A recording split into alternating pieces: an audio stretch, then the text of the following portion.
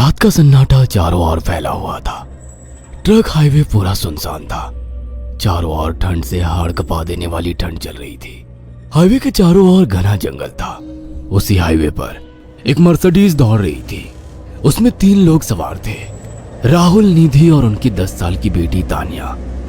राहुल अपने दोस्त सैफ के घर ईद की पार्टी में शामिल होने के लिए गया था और पार्टी करके घर लौट रहा था। निधि ने मुस्कुराकर ड्राइव करते हुए राहुल से कहा, कुछ भी कहो राहुल, आज तो ईद की पार्टी में मजा आ गया।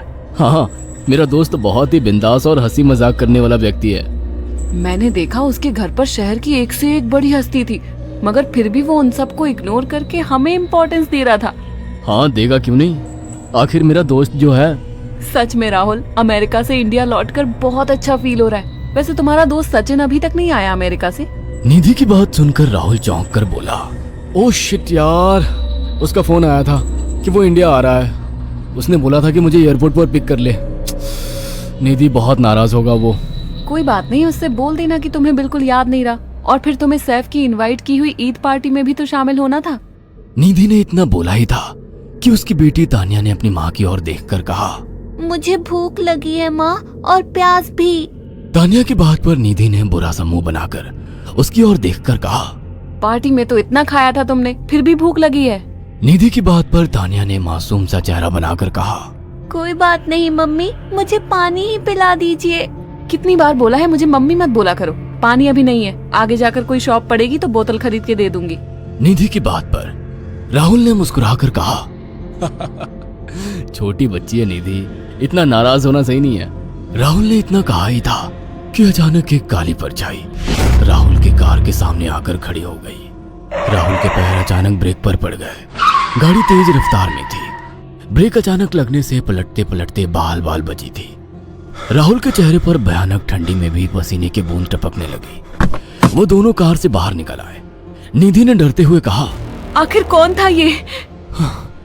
ऐसा लगा जैसे कि कोई भयानक काली परछाई मेरे कार के सामने आकर खड़ी हो गई हो। वह दोनों काली रात के सन्नाटे में इधर उधर देखने लगे। तभी निधि को एक घने पेड़ के पास तो चमकीली हुई आंखें दिखाई दी। उसकी आंखें बिल्कुल भेड़ियों की तरह लग रही थी।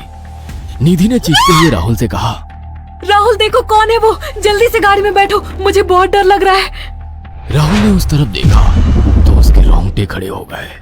वो दोनों गाड़ी के अंदर बैठने ही वाले कि अचानक एक अजीब सा चेहरा वाला भयानक सा आदमी बिजली की रफ्तार से उनके सामने आकर खड़ा हो गया। राहुल ने देखा कि उसका चेहरा बिल्कुल सड़ा हुआ था और उसकी आंखें भेड़िए की तरह चमक रही थी। उसके लंबे लंबे बाल उसके कंधे तक आ रहे थे और उसके दांत भेड़िए की तरह बाहर की ओर निकल रहे थे। हाथों की जगह नुकीले पंजे थे।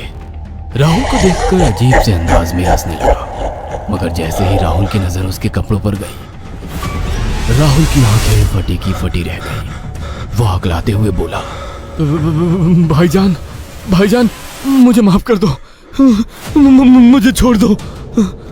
राहुल ने इतना कहा ही था कि अचानक उस अजीब से दिखने वाले भयानक आदमी ने अपने पंजों से राहुल की गर्दन कसकर पकड़ ली और एक ही सेकंड में उखाड़ कर जमीन पर फेंक दी। राहुल के धड़ से लाल रंग का खून का फुहारा फूट पड़ा। इस भयानक मंजर को देखकर निधि के गले से एक जोरदार चीख निकल गई। निधि इससे पहले भागती कि अचानक उस भयानक दिखने वाले आदमी ने निधि को पकड़ लिया और अपने नुकीले पंजे उसके पेट में गड़ा दिए और उसकी अतड़ियां बाहर निकाल दी। निधि की एक दिल दहला देने वाली चीख सन्नाटे को चीर गई।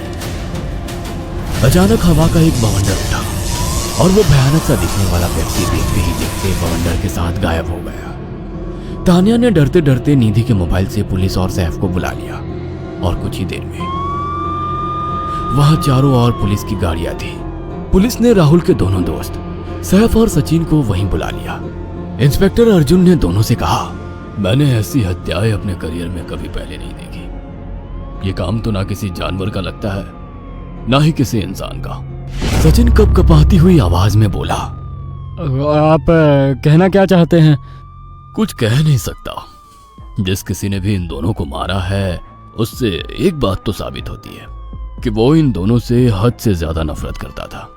अब सारी सच्चाई तो ये बच्ची ही बता सकती है। इतना बोलकर इंस्पेक्टर अर्जुन तानिया के पास चला गया, जो बेहद डरी हुई थी। तानिया ने आंखों देखी सारी घटना इंस्पेक्टर अर्जुन को बता दी। तानिया की बात सुनकर इंस्पेक्टर अर्जुन कंफ्यूज चेहरा लेकर मोबाइल पर किसी से बात करने लगे। सचिन इंस्पेक्टर के पास आ गया और सैफ भी डरता हुआ इंस्पेक्टर अर्जुन के पास आकर बोला, क्या हुआ इंस्पेक्टर? तानिया ने क्या बताया? उसने जो बताया वो काबिले यकीन नहीं है। उसकी बात पर किसी भी तरह से यकीन नहीं किया जा सकता। फिर भी कुछ तो बताया इंस्पेक्टर। हाँ, उस बच्ची के मुताबिक एक भूत ने निधि और राहुल को बड़ी बेदर्दी से मारा है। इंस्पेक्टर की बात सुनकर दोनों बुरी तरह से चौंक गए। क्या मतलब है इस बात का? बच्ची बेहद डरी हुई है। हम आगे की तफ्तीश जारी रखेंगे। निधि और राहुल तो चले गए, अब तानिया को मैं रख लूंगा। नहीं, राहुल मेरा अच्छा दोस्त था। तानिया अब मेरे साथ रहेगी। देखिए, बच्ची के माँ बाप अब इस दुनिया में नहीं है और आप दोनों भी शादीशुदा है। मुझे नहीं लगता कि आप दोनों बच्ची की सही से देखभाल कर सकते हैं। मेरी कोई औलाद नहीं है। मैंने अपनी पत्नी को फोन कर दिया है, वो भी IPS ऑफिसर है। ये बच्ची आज से मेरे साथ रहेगी। उसका मासूम चेहरा मेरे दिल में उतर गया है। अब तुम दोनों जा सकते हो। पूछताछ के लिए मैं जब भी तुम्हें बुलाऊं तुम दोनों आ जाना। इंस्पेक्टर ने ये बात बोली ही थी कि अचानक वहां पर मौसम बदल गया। चारों ओर काली घटाएं छा गई और एक भयानक बवंडर उठा और देखते ही देखते सब पुलिस वालों के सामने वो भयानक चेहरे वाला आकार सबके सामने खड़ा हो गया। उसको देखकर सबके रोंगटे खड़े हो गए। देखते ही देखते उसने अपने भयानक पंजे सैफ की आंखों में डालकर उसकी आंखें निकाल ली। सैफ ने चीखते हुए वहीं दम तोड़ दिया। उस भयानक आदमी को देखकर सचिन उसके पैरों पर गिर गया। तुम तो भाईजान से कपड़े पहने हो। मैं समझ गया, तुम भाईजान हो। मुझे माफ कर दो भाईजान, मुझे यहाँ से जाने दो। मैंने कुछ नहीं किया था। वो भयानक चेहरे वाला गुर्राते हुए बोला, बता इन सबको कि ये सब इतनी भयानक मौत क्यों मरे। सचिन दौड़ता हुआ इंस्पेक्टर अर्जुन के पास गया और बोला, मैं जानता हूँ इसने इन तीनों को क्यों मारा। इसका नाम भाईजान था। जब ये जिंदा था ये किसी का भाई किसी की जान था। बहुत साल पहले ये हम सबका बहुत अच्छा गहरा दोस्त और बिजनेस पार्टनर था। ये सबकी बहुत मदद किया करता था। इसकी प्यारी सी बेटी थी तानिया, जो इस वक्त कार के अंदर बैठी हुई है। ये इसी की बेटी है। भाईजान अपने सारे पैसों से एक बहुत बड़ा हॉस्पिटल खोलना चाहता था जिससे गरीबों का मुफ्त इलाज किया जा सके, मगर हम तीनों इसके लिए तैयार नहीं थे। हमारी नीयत उसकी दौलत पर खराब थी और एक दिन हम सब धोखे से ईद के दिन भाईजान को यहाँ ले आए और इसे मारकर फेंक दिया। तो फिर तुम सबने इसकी बेटी को क्यों जिंदा छोड़ दिया? हमें बाद में पता लगा कि भाईजान ने सारी जायदाद अपनी बेटी के नाम कर दी है, इसीलिए हमने भाईजान की पत्नी को भी मार दिया।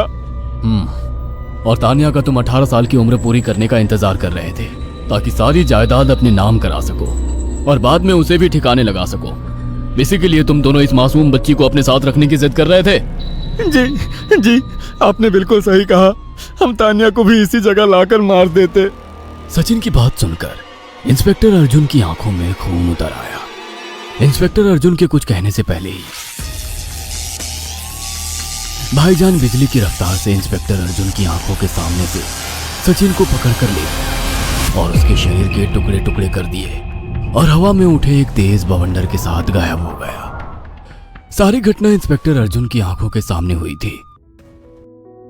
तानिया को इंस्पेक्टर अर्जुन और उसकी पत्नी ने अपनी बेटी की तरह